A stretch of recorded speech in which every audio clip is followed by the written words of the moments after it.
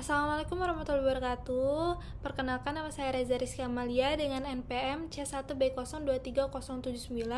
Di sini saya dari kelas Manajemen E ingin menjelaskan tentang penyusunan laporan keuangan. Nah, laporan keuangan itu sendiri adalah laporan yang menyajikan informasi keuangan suatu entitas bisnis atau organisasi selama periode tertentu. Perusahaan atau organisasi untuk memberikan gambaran tentang kinerja keuangan mereka kepada para pemangku kepentingan seperti pemilik, investor, karyawan, kreditor, dan pihak terkait lainnya. Nah, dan juga ada beberapa tahapan yang bakal kita jelasin, yaitu yang pertama mengumpulkan dan mencatat transaksi pada jurnal. Terus yang kedua ada membuat dan memposting jurnal ke dalam buku besar. Yang ketiga yaitu membuat dan menyusun laporan keuangan neraca saldo. Yang keempat, kumpulan data untuk membuat jurnal penyesuaian pada laporan keuangan. Yang kelima, membuat dan menyusun neraca lajur. Yang keenam, membuat laporan keuangan. Yang ketujuh, membuat jurnal penutupan, dan yang terakhir adalah membuat neraca saldo setelah penutupan. Nah, di sini kita akan menjelaskan yang pertama dulu. Yang pertama yaitu mengumpulkan dan mencatat transaksi pada jurnal. Langkah pertama dalam membuat ringkasan laporan keuangan adalah mencatat transaksi yang dilakukan perusahaan di tahun berjalan pada jurnal. Transaksi merupakan kegiatan umum yang sering dilakukan oleh perusahaan, baik transaksi pembelian, penjualan, penukaran barang, sewa, ataupun transaksi lainnya. Bukti transaksi merupakan hal yang sangat utama dalam akuntansi, sehingga bukti transaksi tidak boleh hilang. Bukti transaksi merupakan dasar pencatatan, contohnya seperti nota, kwitansi, ataupun bukti lainnya. Semua transaksi yang berkaitan dengan aktivitas operasional perusahaan harus dicatat dalam jurnal dengan rinci. Nah, itu penjelasan yang pertama. Terus yang kedua adalah membuat dan memposting jurnal ke dalam buku besar.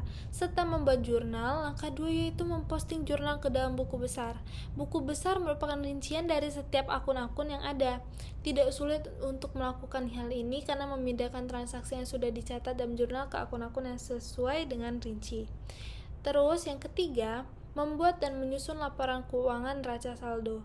Cara menyusun laporan keuangan selanjutnya setelah membuat buku besar yaitu menyusun neraca saldo. Neraca saldo adalah suatu daftar rekening-rekening buku besar dengan saldo debit dan kredit. Faktor rekening pada buku besar dikelompokkan ke dalam kelompok pasifa atau kelompok aktiva. Di situ saya sudah memberikan contoh format atau gambarnya ya. Terus yang keempat, kumpulkan data untuk membuat jurnal penyesuaian pada laporan keuangan. Di sini, beberapa transaksi mungkin ada yang belum tercatat atau transaksi terjadi di akhir saat tahap pembuatan laporan keuangan dan masih ada yang tidak sesuai dengan keadaan di akhir periode, sehingga data tersebut dikumpulkan untuk membuat jurnal penyesuaian.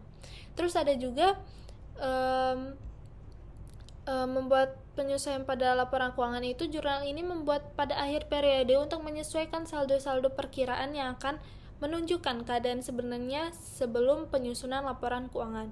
Kesimpulannya, jurnal penyesuaian juga berperan di dalam pengukuran performa perusahaan. Jurnal penyesuaian menyajikan data keuangan sebuah perusahaan. Dengan adanya jurnal penyesuaian, komisaris perusahaan dapat memperhitungkan langkah perusahaan selanjutnya. Terus yaitu yang kelima, membuat dan menyusun neraca lajur. Untuk memudahkan penyusunan laporan keuangan, maka kita perlu menyusun neraca lajur atau kertas kerja yang dimulai dari data di neraca saldo yang disesuaikan dengan data yang diperoleh oleh jurnal penyesuaian. Selanjutnya, saldo yang sudah disesuaikan akan terlihat pada kolom neraca saldo yang telah digunakan dan merupakan saldo-saldo yang akan dilaporkan dalam neraca dan laporan laba rugi. Yang keenam yaitu membuat laporan keuangan. Cara membuat laporan keuangan sederhana dengan alur dan urutan selanjutnya adalah laporan yang sudah dibuat pada neraca lajur. Tinggal ditulis dengan rapi sesuai ketentuan atau standar laporan keuangan. Hal ini karena dalam neraca lajur sudah dipisah-pisahkan jumlah-jumlah yang dilaporkan dalam neraca atau laporan rugi laba. Informasi yang disajikan dalam laporan keuangan sangat penting karena mencerminkan kinerja perusahaan dan dapat digunakan untuk pengambilan keputusan. Terus yang ketujuh yaitu membuat jurnal penutupan. Setelah rekening dalam buku besar telah menyesuaikan, kini saatnya Anda membuat jurnal penutup.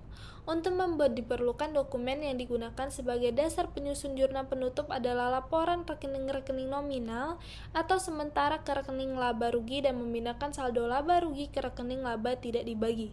Serta itu, informasi pada jurnal tersebut dibukukan ke buku besar sesuai rekening yang bersangkutan. Yang ke-8 yaitu membuat neraca saldo serta penutupan. Untuk mengecek keseimbangan saldo debit dan kredit rekening yang masih terbuka, Anda harus membuat neraca saldo setelah penutupan yang berisi rekening-rekening nyata, bukan nominal yang sudah ditutup.